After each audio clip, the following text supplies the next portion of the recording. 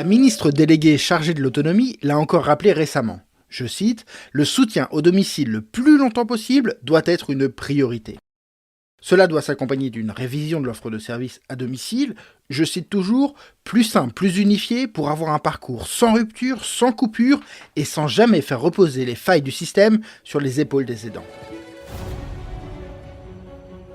Il y a là de quoi se réjouir, car évidemment, le maintien à domicile reste le souhait de la majorité des personnes âgées. Pour autant, les EHPAD ne sont pas laissés pour compte, puisqu'ils devront à leur tour se réformer pour en faire des lieux plus ouverts, selon le modèle de l'EHPAD plateforme. Il s'agirait alors d'assigner à l'EHPAD de nouvelles missions pour les populations vivant à domicile aux alentours des établissements. On pourrait par exemple retrouver des services d'aide et de soins à domicile, de soutien aux aidants, d'accès à des professionnels et des services de santé, mais aussi des commodités ou des activités de loisirs. Sauf que la question du virage domiciliaire, puisque c'est ce que nous sommes en train de parler, n'est pas seulement la question de rester dans son domicile et des aides et des services nécessaires à cela. La question du virage domiciliaire, c'est surtout comment rendre possible vivre et le vieillir chez soi, y compris quand on n'a plus la possibilité de rester dans son domicile. Et donc, comment rendre plus habitables des établissements de prise en charge de la grande vieillesse. Je m'appelle Antoine Gérard, vous écoutez Sociogérontologie. Et pour répondre à cette question, j'invite aujourd'hui Fanny Cérez. Fanny est architecte spécialisée dans les établissements pour personnes âgées et se bat pour que les établissements pour les vieux ne se fassent pas sans les vieux. Du coup, pour commencer, Fanny, je te propose peut-être que tu donnes une première définition du virage domiciliaire. Oui, très bien. Bonjour. Donc, alors, le virage domiciliaire, il y a plusieurs façons de l'envisager dans le secteur. Une première façon, ce serait de considérer que finalement, une très grande partie des personnes vont vivre et vieillir chez elles et que on a à faire en sorte que ça soit possible. Donc, ça passe par la question d'adaptation de l'habitat et surtout de création d'une offre de services sur tous les territoires. Et il y a une deuxième façon de voir le virage domiciliaire, et elles sont toutes les deux complémentaires, c'est d'imaginer qu'il y a des personnes pour lesquelles ce souhait ne pourra jamais être satisfait parce que, par exemple, il n'y a pas forcément d'aidant qui est présent, parce qu'il n'y a pas de coordination, parce qu'il y a des troubles cognitifs très sévères, où l'habitat n'est pas adaptable, par exemple. Et là, il s'agit de considérer qu'après tout, quand on est dans ces situations-là, on devrait quand même avoir la possibilité d'être chez soi quelque part, de ne pas être seulement hébergé dans un établissement médico-social. Et ce virage, il invite à une transformation de ces établissements, un espèce de changement de paradigme, justement, de passer d'une logique hébergement et soins, pour faire court, vers habitat et accompagnement, et qu'on aille vers plus de désirabilité, même si c'est rarement un choix, le premier choix qu'on peut faire. Mais du coup, ça signifie vraiment que le virage domiciliaire, c'est pas seulement transformer l'EHPAD, c'est aussi inventer autre chose que l'EHPAD. Oui, pour moi, le virage domiciliaire, c'est créer les conditions du libre choix. Et il y avait un manifeste qui avait été publié en 2019 par le collectif Habiter Autrement qui expliquait très bien ça, c'est-à-dire c'est pouvoir rester chez soi ou habiter dans un habitat de droit commun, et ça touche plutôt l'accessibilité des logements, l'accessibilité de l'urbanisme. Ça suppose imaginer des nouvelles formes d'habitat et de vivre ensemble, et là on pourrait retrouver toute la question de l'habitat inclusif, des habitats intermédiaires, de formes un petit peu alternatives, parce qu'il y a des tas de personnes pour qui vivre en collectivité, vivre avec d'autres, c'est un vrai soutien. Enfin, il y a une envie en fait de pouvoir monter ce type de projet. Et puis il y a les établissements médico-sociaux qui existent. Et s'ils veulent rester un peu dans la course du libre choix, doivent aussi proposer d'autres choses. Aujourd'hui, qu'est-ce qui rend difficile ce libre choix ? Est-ce que c'est pas parce que justement les gens ne veulent pas autre chose que de rester chez eux ?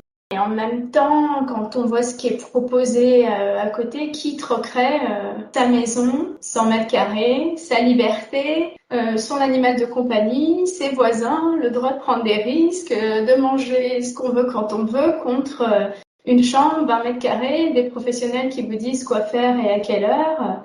C'est l'œuf et la poule. Oui, on ne sait pas par où commencer. Vrai. En fait, aujourd'hui, on se rend compte que finalement, la question de la désirabilité de l'offre, elle se pose même pas. C'est comme si le secteur se disait, de toute façon, il y a des gens qui n'ont pas le choix d'aller en EHPAD.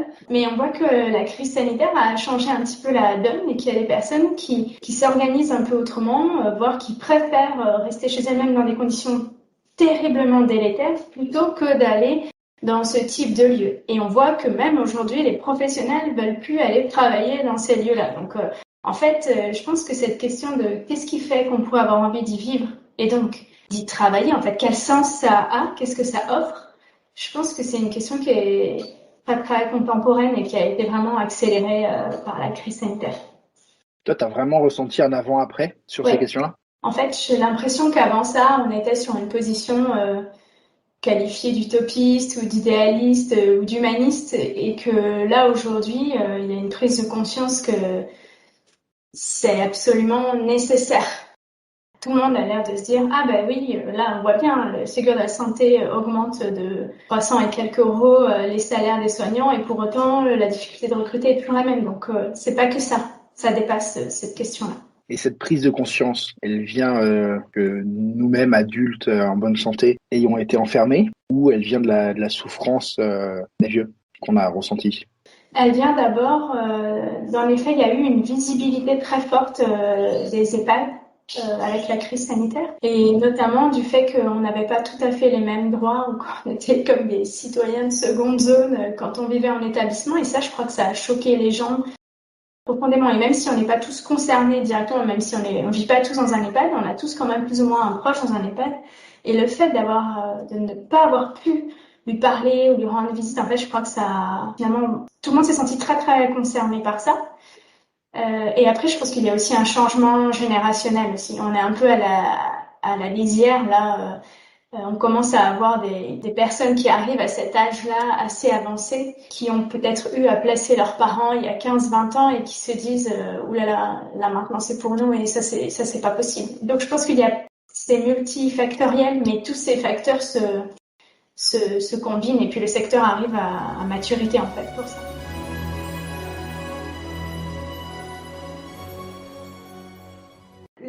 Les enjeux, et là je vais citer Jean-Luc Charlot qui a beaucoup écrit sur la question de l'habitat inclusif, alors plutôt à destination de personnes handicapées, mais en fait on est sur des problématiques qui sont pas très similaires.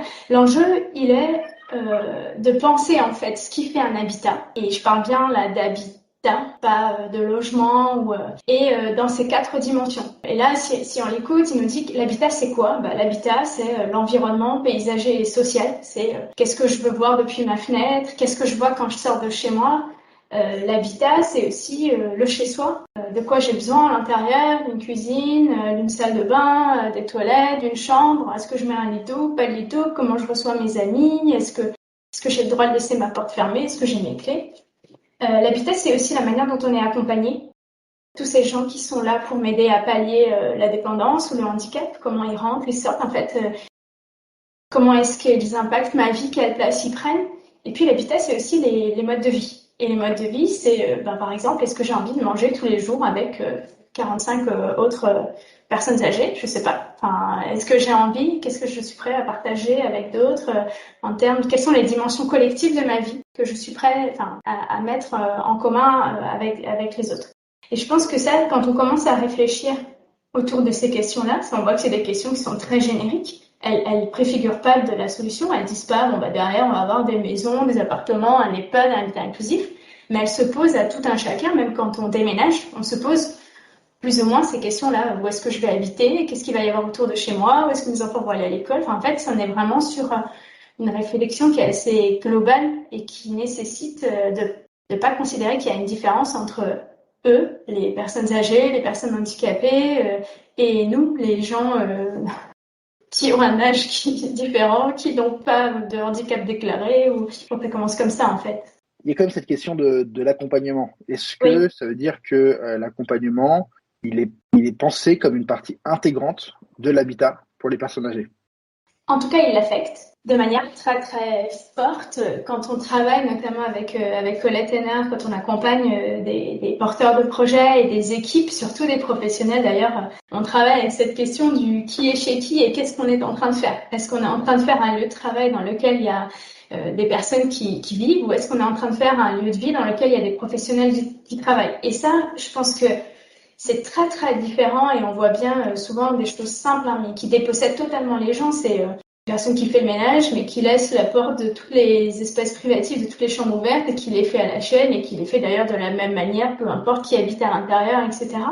Ce qui est intéressant d'ailleurs, c'est que c'est pas spécifique aux établissements. On voit de l'intrusion, parce que c'est clairement de l'intrusion à domicile ou de la dépossession, y compris, on a des personnes qui sont chez elles et qui commencent à avoir 1, 2, 3, 4, 10 intervenants par jour, qui pour chacun y interviennent, c'est vraiment leur lieu de travail, je veux dire, et qui font comme chez eux, et ils finissent par dire, mais je suis plus chez moi ici, chacun, on rentre, on sort comme dans un moulin, ces professionnels ont ma clé.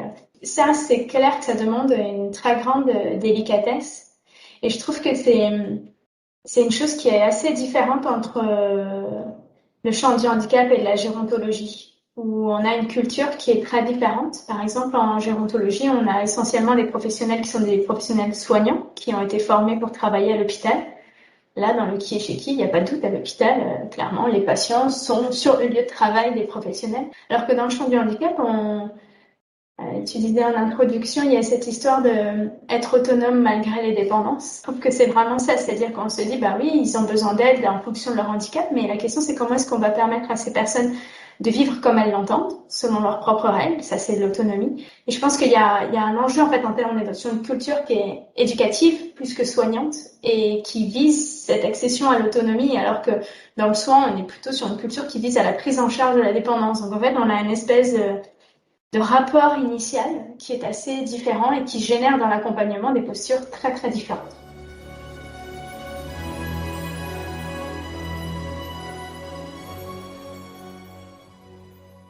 Sans doute que tous les établissements et tout le secteur n'est pas au même niveau et que peut-être que les établissements ou les porteurs de projets qu'on a pu accompagner étaient déjà assez avancés sur la réflexion, mais l'impression que j'ai, c'est quand même qu'on est en train de faire ou de penser aujourd'hui en gérontologie des choses qu'on se demandait il y a 15 ou 20 ans dans le champ du handicap. Par exemple, cette question du virage domiciliaire ou du virage inclusif, on voit bien que ça fait longtemps que dans le champ du handicap, ils se posent cette question et pour une raison très simple. D'abord, les personnes revendiquent ça pour elles-mêmes. On a assez peu de lobbying de personnes âgées en disant hey, mais nous, on veut pas aller en EHPAD. Enfin, il y a beaucoup de docilité et d'une forme de résilience en disant bon, bah, c'est comme ça, prions pour que ça dure pas trop longtemps. Alors, dans le champ du handicap, quand on a la vie devant soi, on se dit, bon, je vais peut-être pas prier pour mes 40 prochaines années, je vais me mobiliser si je peux. Donc, il y a un lobbying qui est très, très fort pour représenter le droit des personnes. Et puis, les familles aussi sont pas du tout dans la même posture. Si vous avez un enfant en situation de handicap, on va se battre pour qu'il accepte au plus possible d'autonomie. Alors que quand on est enfant de personnes très âgées, on se dit pareil, c'est que ça dure pas trop longtemps, qu'elles souffrent pas. En fait, on n'est pas du tout dans la même posture. Moi, je pense qu'il manque des gens qui font du lobbying. Il y a aussi une question, et c'est sans doute lié à ces revendications, mais il y a quand même une question de budget. Le milieu du handicap est quand même plus largement doté en fonds que celui de la gérontologie. Cette différence, elle vient justement d'une différence de mobilisation. En fait, ouais. C'est que c'est parce qu'ils se sont mobilisés et qu'ils ont considéré que vivre dans des conditions plus décentes, être accompagnés autrement que 7 minutes pour une toilette, c'était le minimum, qu'ils ont eu des moyens supplémentaires. Mais la question, c'est est-ce que sans moyens supplémentaires ou budget équivalent, on peut quand même, nous, évoluer? Moi, je pense que oui. Parce que ce que je disais tout à l'heure, la question du changement de regard, qu'est-ce que je fais comme travail? Est-ce que je prends en charge de la dépendance ou est-ce que je mobilise des compétences? Rien que ça. Ça change pas le temps que j'y passe, etc. Mais ça change la manière dont je le fais, ça change la manière dont je regarde les gens, ça change ce que je lui propose. Et ça c'est qu'une question de regard. Enfin, alors que c'est peut-être le pire, le plus grand, c'est une question de culture, mais ça coûte pas plus cher, ça. Et comment toi, architecte, tu accompagnes cette transition d'un regard à l'autre? En fait, alors, il y a plusieurs questions dans la question. Il y a comment est-ce que nous, on travaille vraiment, par exemple, à l'atelier A, et puis il y a quel est le rôle de l'architecture ou des architectes de manière plus globale. Je pense que la manière dont on travaille à l'agence, qui est de manière toujours participative, itérative, en mettant les personnes au centre du dispositif dès le début et en fondant nos approches sur l'écoute, l'observation, l'immersion et l'empathie, je pense que c'est assez atypique. Donc, rien que ça, il suffit de mettre les gens autour de la table et de dire, bon, alors qu'est-ce qu'on va faire demain? En fait, c'est assez simple.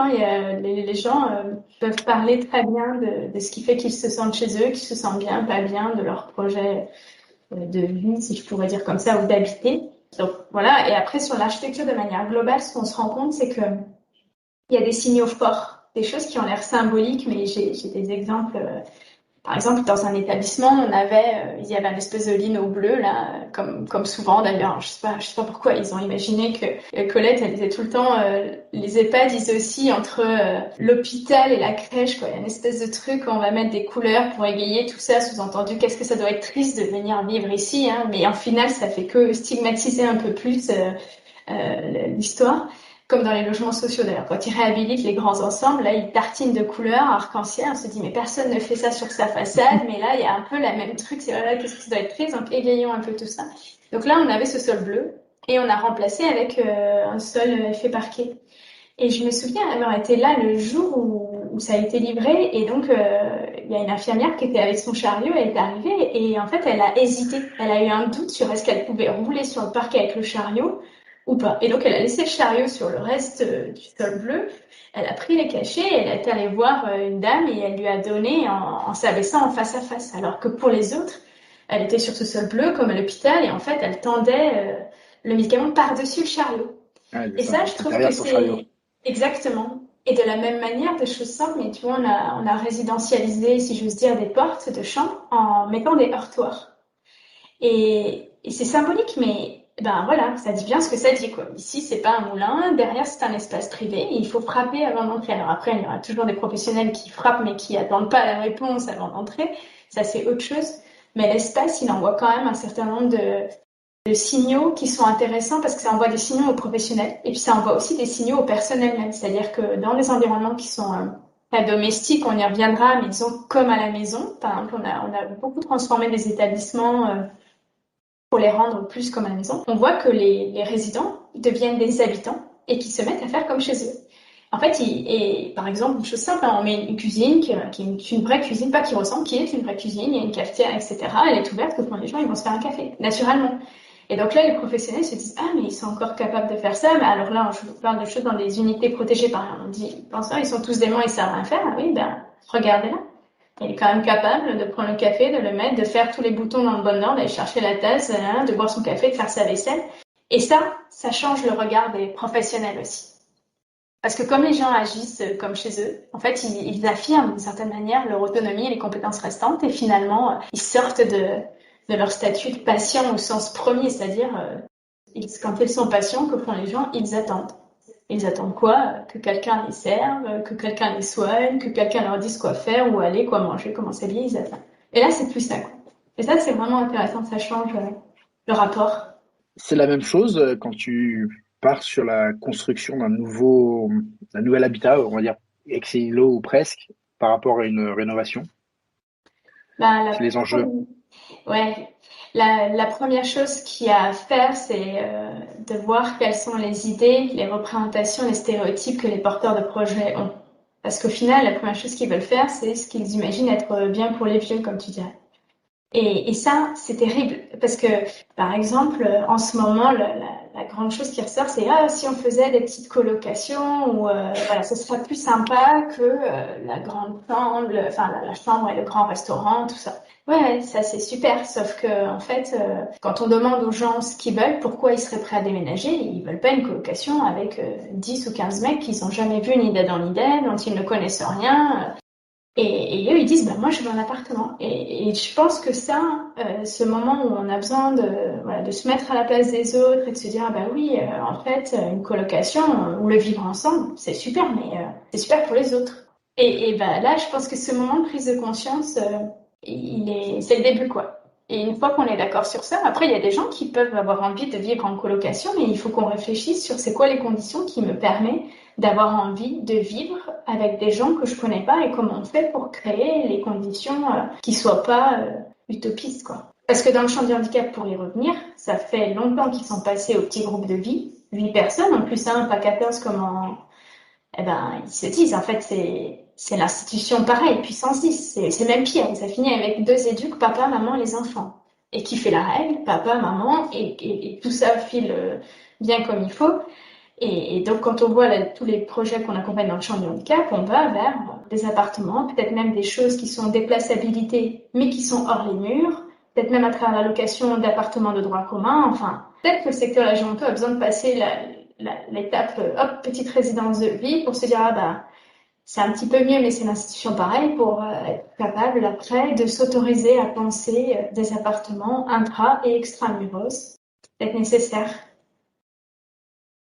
Je vois bien ce paradoxe dans notre secteur, et je ne sais pas comment c'est dans le secteur du handicap, mais parce que les gens sont seuls, on va les mettre ensemble et on va croire qu'ils se sentiront plus seuls parce qu'ils sont ensemble. Mais être ensemble, c'est pas être les uns à côté des autres, ça se fait pas tout seul. J'ai trouvé aux Mais ok. Pays-Bas, par exemple, pour avoir fait un voyage d'études là-bas, sur lequel d'ailleurs j'ai fait un papier là, qui a été publié en octobre dans Gérontologie et Société sur l'expérience néerlandaise. Quand il y a de la colocation, ou des petits groupes qui s'apparenteraient à la colocation, d'abord ils l'ont fait que quand il y a des troubles cognitifs sévères, parce qu'ils ont trouvé que là il y avait peut-être un intérêt à la vie collective. Ils l'ont fait de manière très pragmatique en se disant ça, qu'est-ce qui fait que les gens pourraient avoir envie de vivre ensemble? Et en fait, ils ont travaillé avec ce qu'ils appellent des coachs sociaux. Ce sont des gens qui ont tracé les modes de vie et la personnalité des gens et qui ont regroupé, alors ce qu'on détesterait faire en France, mais qui ont regroupé les gens par style de vie. Donc ils ont fait des colocations en mode de vie, des gens qui étaient par exemple agriculteurs, des gens qui avaient beaucoup voyagé, des gens qui étaient plutôt issus de la bourgeoisie, etc. pour qu'en fait il y ait une communauté d'intérêt, pour qu'ils soient capables de faire une décoration qui ressemble vraiment à ce que les gens ont connu, et puis même jusqu'au qu'est-ce qu'on mange à midi, enfin quoi, tout ça. Et ça permet de rendre la colocation viable. D'ailleurs, c'est bien la première chose que font les gens quand ils vont en colocation. Ils se cooptent. C'est très drôle parce que, alors j'ai pas lu ton article, mais je le lirai et je le mettrai en description. Mais j'ai fait un podcast sur l'habitat inclusif qui s'appelle L'habitat inclusif est-il inclusif? Et non, il l'est pas. Mais en fait, c'est son plus grand avantage. L'habitat inclusif doit être exclusif, alors sélectif, j'avais utilisé le mot, pour que ça marche. Ils ont besoin de faire communauté, quoi. Le village Alzheimer initial aux Pays-Bas, c'est 170 résidents qui habitent dans 29 maisons avec des styles de vie radicalement différents, des architectures radicalement différentes, des gens qui cuisinent sur place ce que les gens ont envie de manger dans cette maison. Donc, tu as 29 repas qui se préparent dans 29 maisons, côte à côte. Ils n'ont pas de cuisine centrale, etc. Et c'est le mode de vie jusqu'au bout. Ça m'a paru une évidence, en fait, quand je l'ai vu, mais il a fallu le voir pour s'autoriser à penser. Tu vois, tout à l'heure, tu disais comment on fait pour faire ça. Donc, je te disais, il faut qu'on lutte un peu contre nos stéréotypes, mais je pense que la question de s'autoriser à penser, c'est un point qui est très, très important, en fait.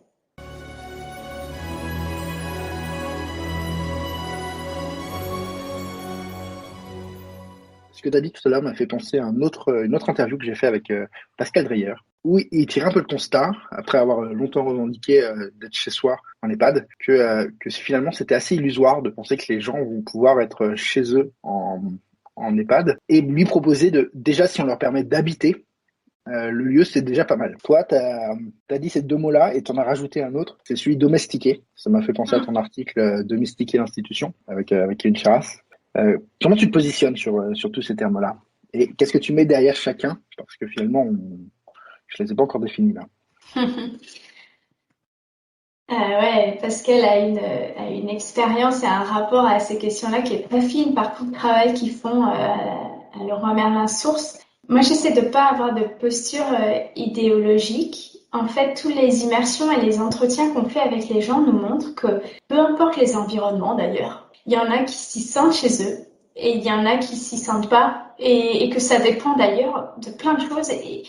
Et parfois c'est l'architecture et parfois ça l'est pas. Je me souviens d'un endroit très beau, très chouette, et j'ai demandé aux gens, est-ce que vous sentez chez vous ici? Il y a une dame qui me répond, ben non. Je dis, ah bon, mais ben pourquoi? Elle me dit, vous voyez la lumière rouge là? Et elle me montre la pelle malade qui est en face de son lit. Elle me dit, ça m'empêche de dormir. Donc moi, je voulais mettre un scotch ou l'enlever. Je suis allée voir l'infirmière qui m'a dit qu'on pouvait pas. Ben là, je sais que je suis pas chez moi. Et qui se dit, en fait, il aurait suffi que l'établissement se dise, bah oui, en fait, cette dame, faisons autre chose, mettons un scotch, et puis allons vérifier, mettons en place un protocole d'aller vérifier tous les mois que le truc marche, ou changer la pile, bref, pour que ça soit possible. Mais pour ça, il aurait suffi que d'abord quelqu'un considère que sa demande était une demande importante, voire même essentielle, qu'on construise des projets de vie, par exemple, en se posant cette question-là. Et puis, il y a d'autres présidents qui nous disent, alors, est-ce que vous sentez chez vous ici? Ils disent des fois oui, des fois non. Alors, c'est encore plus merveilleux parce que le des fois oui, des fois non, dans ma tête, au début, c'était une espèce de truc ascendant. Tu sais, tu te sens de plus en plus chez toi. Et là, c'était alternatif. Je me dis, bah, ça alors. Et en fait, ça dépendait pareil de qui était le professionnel qui était là. Et en fonction de qui était là, elle pouvait faire ce qu'elle voulait ou pas. Et du coup, hop, et elle savait très bien naviguer entre ces moments-là, à repérer le planning. Donc moi, je me dis, je sais pas ce qu'on doit viser. En tout cas, en tant qu'architecte, on se positionne sur comment est-ce qu'on va faire pour créer au maximum les conditions pour que ça soit possible. Et pour que les gens puissent s'approprier leur lieu de vie, pour qu'ils puissent y faire à leur manière. Comment on va faire pour accompagner au maximum les équipes à reculer sur la question de la sécurité, en fait. Enfin, parce que qu'est-ce qui fait qu'on peut habiter un lieu? Habiter, c'est quand même très clair, c'est être maître chez soi. Y compris de pouvoir monter sur l'escabeau, démonter l'ampoule, bricoler je sais pas quoi, scotcher la fameuse LED de la pelle-mêle. Donc en fait, ces choses-là, je pense que chacun en a une définition très personnelle et que tous ces gens, d'abord, on les connaît pas quand on construit ces lieux. Ensuite, ils vont changer. Et puis même au cours de la vie qu'ils vont avoir ici, leur rapport à ça va évoluer. Donc moi, je me dis, si voilà, en toute humilité, on arrive à faire en sorte qu'ils puissent vivre un peu à leur manière, qu'ils puissent ressentir qu'il y a eu une intention, et je parle bien du mot intention, et sur le plan spatial et sur le plan de l'établissement pour que ça soit possible. Et après, il s'en saisira ou il s'en saisira pas parce que, en fait, il y a des tas de manières d'habiter. On peut habiter un espace, une chambre, mais on habite aussi son corps, ses vêtements, son territoire, sa mémoire. Il y a des tas de gens qui continuent d'habiter leur ancienne maison dans leur cœur, dans leur esprit, c'est ça. Ils disent chez moi c'est comme ça. Et donc en fait, d'ailleurs, si ce sujet t'intéresse, une des meilleures lectures, enfin, que j'ai pu faire pendant ma thèse, c'est le livre de Jean-Marc Besse qui s'appelle Habiter un monde à mon image, qui date de 2013 et qui explique très bien ces rapports, toutes ces manières subtiles, fragiles d'habiter et la chose qui est un peu réciproque que j'aime beaucoup. Il dit on habite des lieux et ces lieux nous habitent en retour. Je crois qu'on est habité aussi par plein de choses et je me dis si voilà, je sais pas ce qu'on est vraiment capable de faire et je crois que ça appartient à chacun et je pense que même les gens n'ont pas un rapport très conscient à leur mode d'habiter, mais on doit au moins créer les conditions pour que ça soit possible. Voilà. Je me dis, nous, on peut faire en sorte qu'ils aient un chez eux. Après, est-ce que ça sera, tu vois, entre avoir un chez soi et être chez soi? Et le être chez soi, ça nous appartient pas. Mais on peut faire la première case qui peut-être facilitera la deuxième chose. C'est comme ça que je le vois, comme un espèce de processus qui offre des chances que les gens vont saisir ou pas, parce que tout le monde n'a pas besoin de saisir ça. Tu vois, il y a des gens qui habitent leur corps, leur esprit, et que en fait, tu les poserais n'importe où. Ils habitent le monde, en fait. Tu vois, c'est pas une histoire de mètres carrés. T'as dit, l'important c'est qu'on leur montre l'intention qu'on avait. Comment on fait? C'est quoi le petit truc qu'on peut faire? Est-ce que tu as un exemple peut-être? Ouais. Donc, tu vois, le heurtoir, par exemple. Le heurtoir, ouais, d'accord. L'intention, elle passe pour moi par des choses authentiques. Par exemple, dans dans une unité protégée dans les Landes, là, on a fait des travaux et puis au fur et à mesure, on travaillait sur la familiarité des lieux et donc on est allé un peu cartographier qu'est-ce qui faisait l'architecture traditionnelle landaise. Et il y avait beaucoup de briques en quinconce et on s'est dit tiens, ce sera intéressant de pouvoir travailler sur ce genre de choses. Et donc on a posé des briques et on discutait avec les ouvriers d'entretien à l'établissement pour faire les travaux. On se demandait ce qu'ils étaient vraiment capables de faire, pas faire.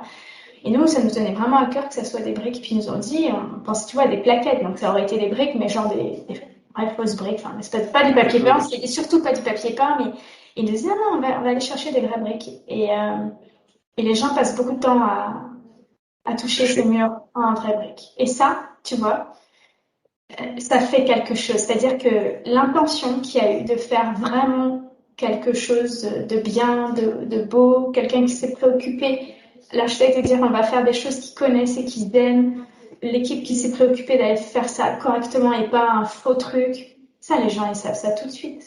Et tu vois, sur la question de l'intention par exemple, souvent une des choses qu'on fait autour du repas, parce qu'on leur dit c'est bien beau, enfin nous en tant qu'architecte on peut faire des très beaux lieux, mais si ça fonctionne comme à l'hôpital, c'est le pire que tout, parce que quand les gens y rentrent, ça leur fait croire qu'ils vont pouvoir être chez eux, et puis derrière non, donc en fait on les trompe. Et ça, moi j'ai dit, on va jusqu'au bout, on n'y va pas, parce qu'au moins quand ils vont à l'hôpital, ils savent à quoi s'attendre, tu vois. Et donc on travaille avec eux sur la vaisselle, parce que moi je n'en peux plus, là, en plastique, gériatrique bleu, la pédiatrie comme à la crèche, je leur dis mais Il y a peut-être des plats de vaisselle très chouettes. Et ils disent non, mais vous comprenez pas, on peut pas mettre ça, ils vont tout balancer. Tu vois, donc l'intention, c'est intéressant. Pourquoi on met de la vaisselle en plastique? Parce que on considère qu'ils vont tout casser. Que font les gens? Ils balancent la vaisselle. Pourquoi? Parce qu'elle est pourrie et qu'ils veulent pas ça. Voilà. Donc on a dit faisons un test. Alors acheter de la jolie vaisselle et ça dans des tas d'établissements. Les professionnels disent ah mais surtout pas, elle va être toute cassée. Bon, tu reviens 2 ans après, ils disent bah tu vois la vaisselle, ils y font vachement attention. Bah oui. Parce qu'on fait attention aux jolies choses et que ça, ils savent bien ça, tu vois. Enfin, c'est ça que j'appelle l'intention. Il y a eu du soin, tu vois, c'est intéressant le mot du soin. Il y a eu du soin qui a été mis dans le choix de choses pour ces gens. Et ça, les gens, ils le sentent, et même les professionnels, et du coup, tout le monde fait attention en retour à ces choses qu'on a fait pour eux. Ok. Ça, c'est pas vrai. D'ailleurs, c'est vrai même tu sais, dans les collèges, par exemple, c'était intéressant. J'ai une amie qui est architecte, qui travaille beaucoup dans les collèges et qui me disait jusque-là, on faisait des chiottes quasiment incassables, tu sais, comme avec des trucs de piscine, comme les vestiaires de piscine. Ils disaient, mais ça, c'était cassé tout le temps, c'était tagué tout le temps. Et ils ont dit, bon, peut-être qu'ils font ça aussi parce que c'est déjà moche au début. Et donc, on commençait à leur faire des vraies jolies choses avec de la faïence, etc. Et ben, ils découvrent que c'est beaucoup moins abîmé. Et c'est pareil, c'est l'intention. Quand on leur met des trucs comme ça, en fait, on leur renvoie quoi? Que de toute façon, ils vont tout casser, faire attention à rien. Et ben, que font les gens en conformité aux espérances, hein. On peut rien attendre d'autre après tout, hein. Alors, c'est nous qui les avons mis là-dedans, hein. Ok. C'est, c'est excellent. J'aurais utilisé le mot attention, moi, mais je comprends le mot intention. Euh, En fait, c'est l'intention qui génère de l'attention qui elle-même est réciproque d'une certaine manière. Tu vois, mais au début, ouais, je comprends bien. Mais sur le principe, ce que toi t'appelles intention, l'intention qui est derrière, euh, moi c'est ce que j'appelle l'attention aux petits détails, quoi. Ça serait vraiment être ça. Mais c'est très intéressant, très intéressant. Par où on commence? Si je suis un professionnel, je suis assez convaincu qu'il faut réussir à construire les conditions du libre choix dans l'offre d'habitat, puis à l'intérieur de l'habitat, construire les conditions de la liberté. Euh, je prends pas alors, mon marteau, je commence pas tout seul à casser un mur. non, non. Alors, par où on commence? Ça dépend si l'établissement existe ou s'il n'existe pas. Alors, alors, admettons qu'il existe. Par où on commence? Alors, sans doute que faire appel à quelqu'un d'extérieur, c'est nécessaire parce que je pense que c'est une conduite du changement, parce qu'en fait, tout ce qu'on est en train de dire, c'est quand même un changement de paradigme immense. Donc, par où on commence? Voilà. Donc, on commence par observer, par poser un diagnostic dans cette espèce de continuum là, entre l'hôpital et la maison, où est-ce qu'on en est aujourd'hui, dans une dimension un peu 360, hein, que ce soit au niveau des locaux, que ce soit au niveau des pratiques, où est-ce qu'on en est? Et ça, on observe, on regarde, on écoute, on essaie de comprendre quelles sont les problématiques, d'où ça vient. Et puis, nous, ce qu'on aime beaucoup, c'est on se met à la place des gens. Parce que, en fait, je pense que les choses les plus violentes qu'on observe au quotidien, par exemple, dans l'établissement, c'est les temps du repas. C'est dans un fauteuil coq, Madame Machin, va voir, j'ai mélangé l'entrée, le plat, le dessert en bouillie, et paf, bon, là, on se dit, ça peut être l'endroit le plus beau du monde, chaque repas mixé peut être le plus merveilleux du monde. Une fois qu'on a fait ça et qu'on est servi debout, si tu veux, en fait, ça détruit absolument tout le reste. Donc on dit, vous savez quoi, en fait, il faut le vivre.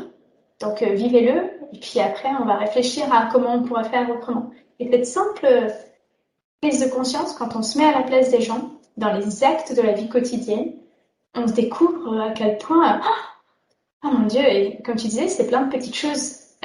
On découvre que, par exemple, s'asseoir en face de quelqu'un et être à sa hauteur, pouvoir lui parler, c'est pas pareil comme expérience que quand on a l'aide-soignante qui me donne à manger en parlant à sa collègue par-dessus ma tête du week-end ou d'échange du matin, parce que c'est ce qu'on observe tous les jours. Mais je t'assure, tous les établissements qu'on visite, c'est partout pareil. Et donc, on dit les soignants, voilà, vous avez vu l'expérience, et puis ils ne feront plus jamais ça. Parce que là, ils se disent. Donc, on commence par ça, et après, tu vois ce que on se disait tout à l'heure. Donc, finalement, d'avoir cette temps d'observation, d'immersion, on s'ouvre. Ça permet de prendre conscience des vraies problématiques. Et après, il y a cette question, ok, là, j'ai des problèmes. Mais comment je fais pour faire autre chose? Et c'est là que on se dit, qu'il y a un enjeu, il y a une espèce de double enjeu. D'abord, il y a un enjeu d'avoir autour de la table un peu des représentants de l'ensemble des parties prenantes. Par exemple, on parlait du repas, alors je ne parle pas d'architecture, mais enfin, quoique ça touche aussi l'archi, parce que... Mais un repas, ça implique ceux qui préparent à manger, ceux qui le servent, ceux qui le mangent, enfin, tu vois, donc on met tous ces gens-là autour de la table, on est d'accord, on partage les constats et on commence à travailler sur qu'est-ce qu'on aurait envie de vivre, nous, personnellement, comme temps du repas. Et après, on va sur comment on peut le faire. Donc, et sur le comment, ou même, il y a un vrai enjeu à s'inspirer, là encore, tu vois, de découvrir, à s'autoriser à penser des choses, à croire que c'est possible. Et ça, je pense que la question d'aller voir ailleurs, de rencontrer d'autres équipes, de se dire, bah oui, il y a des tas d'établissements qui rencontrent exactement les mêmes problématiques, mais qui ont été capables de produire des expériences du repas radicalement différentes. Du choix, de manger à l'heure qu'on veut ou pas avec un budget plus grand, comment ils se sont organisés. Tout ça, ça permet aux équipes de se dire, ah bah ouais, c'est vrai, on peut le faire. Et puis après, on arrive vraiment sur le comment on le fait. Et le comment on le fait, ben, c'est comment chacun prend sa part de responsabilité dans cette histoire. Et finalement, chaque projet, il a toujours des dimensions organisationnelles, des dimensions humaines. Donc organisationnel, qui travaille quand pour offrir quel type de repas, comment c'est servi, etc. Il y a des dimensions humaines, comment je m'adresse aux gens, est-ce que je vais lui parler ou est-ce que... Et des dimensions spatiales, toujours en fait. Et donc c'est en traitant l'ensemble de ces choses-là que tu peux avoir une transformation radicale et on peut commencer par des choses très petites. Le repas, je reviens encore sur ça, bah, déjà dressons la table pareil pour les gens qui mangent mixé, pas mixé, hein. Tu sais, souvent tu as la petite table un peu hôtelière pour les gens dits autonomes. Puis les gens indépendants, c'est le néant et puis le verre en plastique avec la cuillère. Là, tu te dis, mais pourquoi? Pourquoi est-ce qu'on n'a pas la même table qui est dressée? Qu'est-ce que ça ferait de le faire? Bah, tu vois, là, ça en revient sur la question de l'intention. Et dès qu'on fait ça, hop, ça change. Et ça, c'est des toutes petites choses, je trouve, qui permettent très symboliquement de créer un changement de posture au sein de l'établissement. Et on voit que les établissements qui existaient, on revenait là sur ce, ils commencent par des petits pas qui leur montrent beaucoup d'impact, avec beaucoup de retours des résidents qui sont très contents, des familles, moins d'agression en fait. Et c'est un espèce de cercle vertueux qui remonte une fois qu'ils ont découvert que ça c'était possible. Puis ils disent ah bah si, on allait s'attaquer à tel problème. Et hop, et si, et si, et si, et si. Donc c'est une espèce de processus continu. Tu vois, il n'y a pas un effet baguette magique où on arrive, top, on transforme tout. Je crois que ça se fait vraiment par a besoin d'y croire. Et après pour le neuf, on le fait un peu différemment. Mais on met encore des gens autour de la table.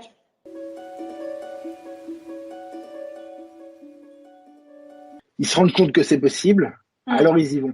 Ouais. Est-ce que ça signifie que ils sont dubitatifs de la méthode au départ? Est-ce que c'est les professionnels qui la demandent? C'est qui la personne que tu dois convaincre et que tu as le plus de mal à convaincre? Alors, c'est jamais les équipes qui demandent, ou rarement. Ou alors, quand c'est les équipes, tu sais, c'est les paramédicaux, psychomotes, psychologues ou animation, là, qui perçoivent bien.